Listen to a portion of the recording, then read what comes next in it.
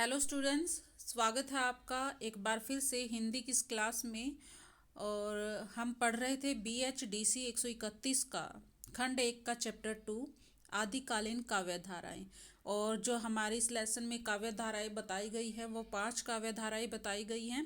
सिद्ध काव्य धारा, नाथ काव्य धारा और जैन काव्य धारा और हम पढ़ चुके हैं। और आज की क्लास में हम पढ़ेंगे रासो काव्य धारा और लौकिक साहित्य। तो देख लेते हैं। रासो काव्य धारा से हम स्टार्ट करते हैं। रासो काव्य धारा, रासो काव्य धारा जो है वो कई रूपों में मिलती है, कई रूपों में, अनेक रूपों में मिलती है। कहीं इसमें धार्मिक दृष्टि की प्रधानता हो जाती है तो कहीं वीर गाथाओं के रूप में मिलती है। और कहीं कहीं क्या आ जाता है, श्रृंगार रस इसमें आ जाता है। तो इस आधार पर जो रासो काव्य हैं इन्हें 3 भागों में विभक्त किया गया है। कौन कौन से भाग हैं? वीर गाथात्मक रासो काव्य, श्रृंगारप्रद रासो काव्य और धार्मिक और उपदेश मूलक रासो काव्य। जो प्रथम वर्ग की काव्य है, रासो काव्य है, उसमें वीर गाथात्मक कृतियों को लिया जाता है जो रासो के नाम से रचित जाती है। रासो के नाम से ये क्या होती है, इनमें प्रधान चरित काव्य, मतलब इनमें किसी एक जो नायक लिया जाता है, कोई प्रधान पुरुष लिया जाता है, प्रसिद्ध पुरुष, और उसकी वीर गाथा का वर्णन किया जाता है। और ये ज़्यादातर कौन सी होती हैं? जो पहले क्या होते थे, राजा के आश्रय पे जो चारण हुआ करते थे वो अपने आश्रयदाता राजा की वीर गाथाओं का वर्णन इसमें किया करते थे। तो इनमें से कौन सी प्रमुख कृतियां हैं? महाकवि चंद्रवरदई द्वारा रचित पृथ्वीराज रासो, आपने सुन भी रखा होगा। शारंगधर द्वारा कृत हमीर रासो, दलपति विजय द्वारा खुमान रासो, जगनिक कृत परमाल रासो और नलह सिंह विजय रासो। ठीक है, ये सारे क्या हैं? विजय गाथात्मक काव्य हैं। नेक्स्ट आ जाते हैं आपके द्वितीय वर्ग के श्रृंगार पर रासो काव्य। ये गए रचनाएं हैं, गए मतलब जिन्हें गाया जा सके, और इनका मूल विषय प्रेम और श्रृंगार रहा है। और इस वर्ग की प्रमुख रचनाएं अब्दुल रहमान कृत संदेश रासक, नरपति सिंह कृत विसल देव रासो और किसी अज्ञात कवि द्वारा रचित मुंज रासो है। तृतीय वर्ग में आ जाते हैं जैन आचार्य द्वारा रचित रासो। ये ग्रंथ जो है धार्मिक दृष्टि की प्रधानता रखते हैं और इनमें उनके जो धर्म की नीति और उपदेश हैं उनको आका गया है। और इनमें कौन सी मेन आ जाती है? जिनदत्त सूरीकृत उपदेश रसायन रास, कवि आसगुकृत चंदन बाला रास, जिनधर्म सूरीकृत स्थूलिभद्र रास, ये आ जाते हैं। और अब नेक्स्ट है, इन तीनों ही जो रासो है उसका आपकी बुक में अलग अलग से डिटेल दी गई है। सबसे पहले आती है आपकी वीर गाथात्मक रासो काव्य। इसमें क्या है कि आदिकाल में जो काव्य हुए हैं वो उनकी प्रवृत्ति क्या रही है? वीर गाथात्मक रही है। और रामचंद्र शुक्ल ने इसे वीर गाथा काल भी कहा है। आपने पढ़ा था नामकरण के वाले लेसन में, आदिकाल को रामचंद्र शुक्ल ने क्या नाम दिया है? वीर गाथा काल नाम दिया है। वीर काव्यों के रचयिता चारण या भाट थे जो किसी राजा के विशेष कोई भी राजा होता था उस पे आश्रित होते थे और उसी राजा का ये गुणगान किया करते थे। और इस कारण से जो इतिहास है, क्योंकि ये क्या करते थे, चाहे राजा कैसा भी है उन्होंने अपने उनकी तारीफ़ों के पुल बांधने हैं और उनकी तारीफ़ करनी है, उनके लिए ही काव्य रचना करनी है। तो इसके कारण क्या हुआ कि जो इतिहास की रक्षा नहीं हो पाई है, क्योंकि वो चाहे राजा गलत काम भी कर रहा था, बुरे काम कर रहा था, फिर भी उसे अच्छा दिखाया जाता था, जिससे इतिहास की रक्षा नहीं हो पाई है। इन रासो ग्रंथों की प्रामाणिकता पर विद्वानों को हमेशा से संदेह रहा है, क्योंकि कई कृतियां जो इनमें से हैं उपलब्ध नहीं है। जैसे हमीर रासो और परमाल रासो अभी आज के टाइम पे उपलब्ध नहीं है। प्राकृत पैगलम में उपस्थित केवल 8 छंदों के आधार पर ही हमीर रासो को रासो कृति स्वीकार किया गया है। ठीक है, समय समय पर विद्वानों ने इन ग्रंथों की प्रामाणिकता पर भी प्रश्न चिन्ह लगाए हैं, क्योंकि कभी रचना काल को लेकर विवाद उठा तो कभी इनकी भाषा को लेकर के विवाद उठा। इनकी जो वैविध्यपूर्ण भाषा थी, यानी कि कहीं किसी भाषा का प्रयोग हो रहा है तो कहीं कोई किसी भाषा का प्रयोग हो रहा है, तो भाषा की विविधता थी जो उस पर लेकर जो विवाद उठते थे, और ऐतिहासिक तिथियों से भी, तिथियां जो है सही ढंग से इसमें सम्मिलित नहीं की गई थी। अगर कोई तिथि है वो घटना से मेल नहीं खाती थी, जिस कारण जो है विद्वानों में इसे लेकर हमेशा से विवाद होता आया है। ठीक है, तो इससे रिलेटेड जो प्रश्न है वो इसमें कर लेते हैं। यहाँ पे ग्रंथ दिए गए हैं, उसके रचयिता को आपने बताना है। तो खुमान रासो किसने लिखी है? दलपति विजय ने। दलपति विजय ने हम पढ़ चुके हैं। विजय पाल जो रासो है ये किसने लिखा है? नल सिंह भाट ने। पृथ्वीराज रासो चंद बरदाई ने लिखा है, और हमीर रासो शांगधर जी ने लिखा है। ठीक है, ये तो हो गया आपके ग्रंथ और उनके रचयिता। उसके बाद आता है वीर गाथात्मक रासो काव्य का परिचय 5 पंक्तियों में दीजिए। तो 5 पंक्तियों में कैसे आप इसका उत्तर लिखोगे कि जो है आदिकाल में वीर गाथा का जो की प्रवृत्ति है काव्य में रही है। तो और जो आचार्य रामचंद्र शुक्ल ने आदिकाल को इस प्रवृत्ति के कारण वीर गाथा काल भी कहा है। और इसमें जो आश्रय राजा थे, जो राजा के आश्रय में जो चारण या भाट रहा करते थे, वो राजा के लिए राजा की जो है के लिए काव्य की रचना, उनके गुणगान के लिए काव्य की रचना किया करते थे। और जिससे जो इतिहास की जो है रक्षा नहीं हो पाई है, और बहुत से ग्रंथ जो हैं अभी उपलब्ध नहीं है, जैसे कि हमीर रासो और परमाल रासो। और जो ये वीर गाथात्मक रासो है, इनको इनको लेकर के विद्वानों में क्या रहा है? हमेशा से विवाद रहा है, क्योंकि इनकी भाषा को लेकर के, और जो इनकी तिथि है जो वो उनको लेकर के इनमें हमेशा से विवाद रहा है। किसमें? विद्वानों में। ये आप लिख सकते हो। आगे आ जाता है आपका सिंगार परक रासो। ठीक है, ये अभी रासो ही चल रहा है। 3 रासो बताए गए हैं, वीर गाथात्मक रासो, सिंगार परक रासो, और आपका बताया गया धार्मिक रासो। तो श्रृंगार परक रासो में क्या होता था? इन रासों में श्रृंगार हावी हो जाता था। वीर रस तो होता था, लेकिन श्रृंगार रस इसमें हावी हो जाता था। इसमें वियोग और संयोग दोनों पक्षों का चित्रण होता था। और इसमें हम 2 प्रमुख कृतियों की चर्चा करेंगे, संदेश रासक और विसलदेव रासक। इन रचनाओं की विशेषता ये थी कि इसमें संदेश परंपरा का, यानी कि कोई ना कोई संदेश इनको देना था, और इसी परंपरा का जो है निर्वाह किया गया था। जिसमें से आप जायसी का द्वारा रचित पद्मावत देख सकते हैं, या कालिदास द्वारा मेघदूतम देख सकते हैं। इनमें परंपरा का निर्वाह किया गया था। किस परंपरा का? संदेश परंपरा का। तो इनके बारे में अलग अलग से बताया है इस लेसन में। संदेश रासक क्या है कि ये 12वीं शताब्दी में प्रमाणित एक अपभ्रंश, मतलब ये प्रमाणित हो चुका है कि ये ग्रंथ जो है अभी इस टाइम पे मौजूद है। एक अपभ्रंश रचना है यह ग्रंथ। अदहमान यानी कि अब्दुल रहमान द्वारा रचित है। इसमें 223 पद्य हैं, और यह 3 प्रकरणों में विभक्त है। विसलदेव रासो के रचयिता नरपति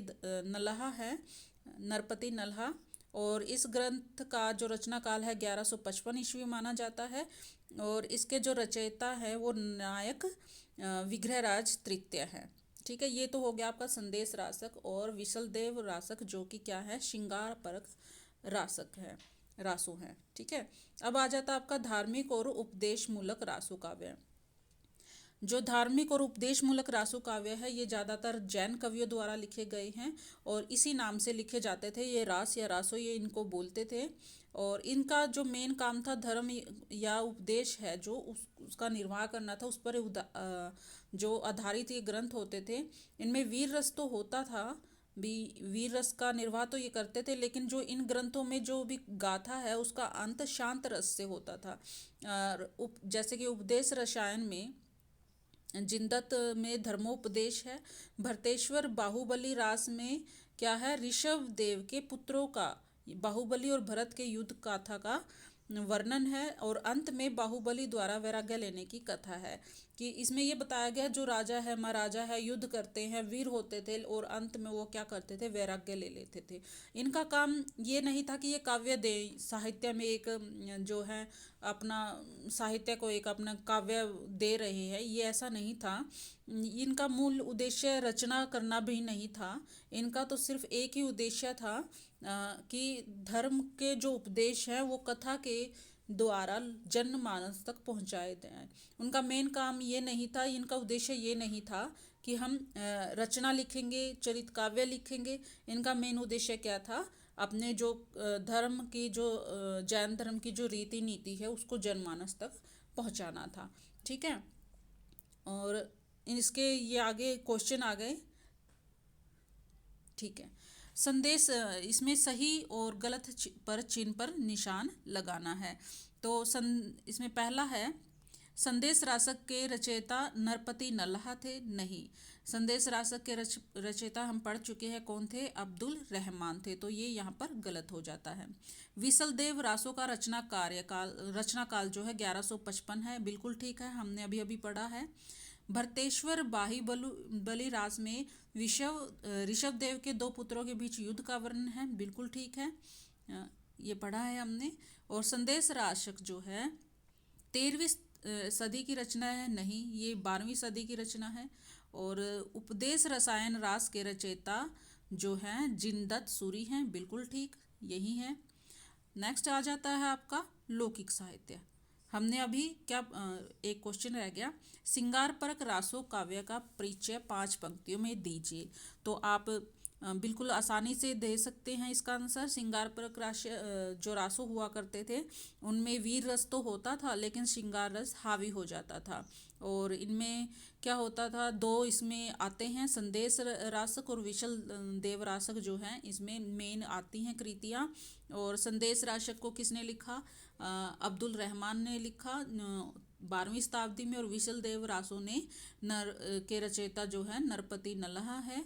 और ये इनका रचना काल क्या माना जाता है, 1155 ईस्वी माना जाता है। ये आप 4-5 लाइनें इसमें लिख सकते हैं। नेक्स्ट आपका आ जाता है लौकिक साहित्य। लौकिक साहित्य तो ये हम पढ़ लेते हैं। लौकिक साहित्य जैसे कि हम पढ़ चुके हैं, नाथ धर्म हो गया, जैन धर्म हो गया, सिद्ध धर्म हो गया, इनमें धार्मिक विषय की प्रधानता रही है हमेशा से।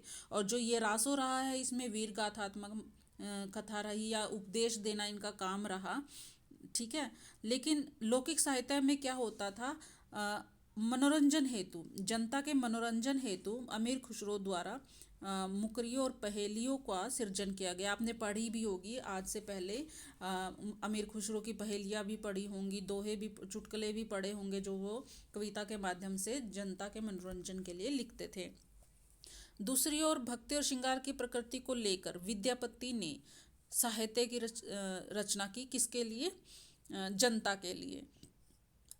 भक्ति और श्रृंगार की रचना किसके लिए की, भक्ति उसके लिए विद्यापति जी ने की, जनता के लिए। और धनपाल नामक जैन कवि ने सामान्य व्यक्ति को काव्य का नायक बनाया। तो ये तीनों की, अमीर खुसरो की, विद्यापति की और जैन कवि धनपाल की, इनकी जो रचनाएं हैं वो किस में आ जाती हैं, लौकिक साहित्य में आ जाती हैं। ठीक है। अब इनको अलग अलग से पढ़ते हैं। अमीर खुसरो को सबसे पहले, हाँ, अमीर खुसरो का आविर्भाव जो है क्या माना जाता है, 1255 माना जाता है। और इनकी मृत्यु कब हुई, 1325 में हुई। अमीर खुसरो का वास्तविक नाम अबुल हसन था, ये आपको याद रखना पड़ेगा। और खड़ी बोली में काव्य की रचना करने वाले अमीर खुसरो प्रथम कवि थे और खड़ी बोली का प्रथम कवि इन्हें माना जाता है। और दूसरी अन्य भाषाएं जो है इनमें भी इसको अच्छा ज्ञान था। अमीर खुसरो ने लगभग 100 ग्रंथों की रचना की, 20-22 ग्रंथ ही प्राप्त हो रहे हैं। 100 ग्रंथों की रचना की लेकिन अभी हमें जो प्राप्त हुए हैं वो 20 या 22 ग्रंथ ही मिले हैं। और इनमें से पहेलियाँ, मुकरियाँ, खालिक बारी, दो सुखने और गजल सबसे ज़्यादा मेन है। ठीक है। और नेक्स्ट है विद्यापति। विद्यापति कौन थे, इनका जन्म 1350 ईस्वी में माना जाता है दरभंगा जिले में। और ये कृष्ण भक्त थे और कृष्ण भक्ति काव्य की रचना किया करते थे। और इनके आश्रयदाता राजा कीर्ति सिंह और मथिला के राजा शिव सिंह थे। और रानी लखीमा देवी भी इनकी भक्त थी, ये आपको लिखना याद करना पड़ेगा। और इनकी जो रचनाएं हैं वो संस्कृत में थी। और इनकी 11 ग्रंथ माने जाते हैं मेन मुख्य संस्कृत में जो इन्होंने लिखे थे, और इनके नाम ये यहाँ नीचे दिए गए हैं। ठीक है, विद्यापति जो थे कृष्ण भक्ति काव्य की रचना किया करते थे। नेक्स्ट आ जाता है आपका जैन धर्म रचित। जैन धर्म के को मानने वाले ये धनपाल हैं। इन्होंने लिखा भविष्यत कहा। भविष्यत कहा का मतलब है भविष्यदत्त कथा, जो अपभ्रंश में रचित एक कथा काव्य है। इन्होंने क्या किया है, श्रुत पंचमी का कोई व्रत होता है उसका वर्णन, उसकी महानता का वर्णन इस ग्रंथ में किया है। और जैन धर्म के दिगंबर संप्रदाय से ये दीक्षित थे, और इनका समय 11वीं शताब्दी माना जाता है। यह एक प्रबंध काव्य है। और इसमें क्या हुआ है कि एक जो इसका मुख्य है वो एक राजा, कोई राजा नहीं है बल्कि एक साधारण व्यक्ति है। और एक कहानी चल रही है, एक कथा चल रही है, उसी के अंतर्गत और भी छोटी छोटी कथाओं का जो समावेश इसमें किया गया है। और इस कृति की जो भाषा है वो साहित्यिक अपभ्रंश मानी जाती है। और राहुल सांकृत्यायन ने इस भाषा को पुरानी हिंदी कहा है। और इसमें लोक भाषा के शब्दों का समावेश किया है, और मुहावरों और लोकोक्तियों का प्रयोग भी किया है। ठीक है, नेक्स्ट आ जाता है आपका ढोला मारूरा दोहा। ठीक है, ये पढ़ लेते हैं क्या है। ढोला मारूरा दोहा लोक भाषा में रचित श्रृंगार परक, लोक भाषा में रचा गया श्रृंगार परक काव्य है। 11वीं शताब्दी में इस श्रृंगार परक चरित काव्य में 17वीं सदी में कुशल राय वाचक ने कुछ अंश जोड़कर उसे विस्तारित कर दिया। ये रचा तो 11वीं शताब्दी में गया था, लेकिन 17वीं शताब्दी में इसमें कुछ और जो अंश जोड़ दिए गए हैं, और इस काव्य में श्रृंगार के विरह पक्ष की मार्मिक अभिव्यक्ति हुई है। बोध प्रश्न 5 ये देख लेते हैं। निम्नलिखित प्रश्नों के उत्तर 1-2 शब्दों में दीजिए। विद्यापति की पदावली किस प्रकार की रचना है? तो विद्यापति की हमें पता है श्रृंगारिक और भक्ति परक है। वे कृष्ण भक्ति काव्य पर लिखा करते थे। और जब कृष्ण का काव्य लिखा जा रहा था उसमें श्रृंगार रस होना मतलब स्वाभाविक है। और दूसरा आ गया आपका क्वेश्चन है अमीर खुसरो का वास्तविक नाम क्या था? तो अमीर खुसरो का वास्तविक नाम क्या था? अबुल हसन। और खड़ी बोली के हिंदी के प्रथम कवि किसे माना जाता है? अबुल हसन को या अमीर खुसरो को माना जाता है। नेक्स्ट है आदिकालीन किस लौकिक कृति का नायक राजा विशिष्ट व्यक्ति न होकर एक साधारण जो व्यक्ति होता था? ये तो फिर जो धनपाल जी हैं उन्होंने लिखा था भविष्यत कहा, यानी कि भविष्यदत्त कथा। तो इसमें क्या होता था, इसका जो नायक है राजा या विशिष्ट व्यक्ति ना होकर के एक साधारण व्यक्ति होता था। कृष्ण भक्ति काव्य की रचना करने वाला हिंदी का प्रथम कवि कौन है? विद्यापति है। नेक्स्ट आ जाता है आपका आदिकालीन विविध लौकिक काव्यों का उल्लेख 5 पंक्तियों में कीजिए। तो आप कर सकते हैं। आदिकालीन जो लौकिक काव्य हैं जनता के मनोरंजन के लिए अमीर खुसरो ने पहेलियाँ और मुकरियाँ को रचा, और विद्यापति ने काव्य भक्ति काव्य लिखे, और धनपाल ने एक भविष्यदत्त कथा अपभ्रंश में लिखी जिसमें ये नायक जो है कोई राजा ना हो करके साधारण व्यक्ति हुआ करता था। और भी बातें आप इसमें लिख सकते हैं।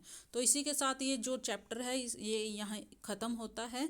और इसमें हमने जो आदिकाल की जो काव्य धाराएँ हैं वो पढ़ी, और कैसे सिद्ध साहित्य, नाथ साहित्य और जैन साहित्य जो हैं धार्मिक साहित्य हैं, और विद्यापति और जो ये अमीर खुसरो और ये धनपाल हैं ये लौकिक साहित्य के रचनाकार हैं। हमने इनका सारी काव्य धाराएँ हैं उनको समझा और इनकी विशेषता और महत्व को भी जाना।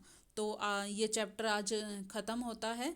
अगली क्लास में हम मिलेंगे एक अगले नेक्स्ट चैप्टर के साथ। तब तक के लिए धन्यवाद।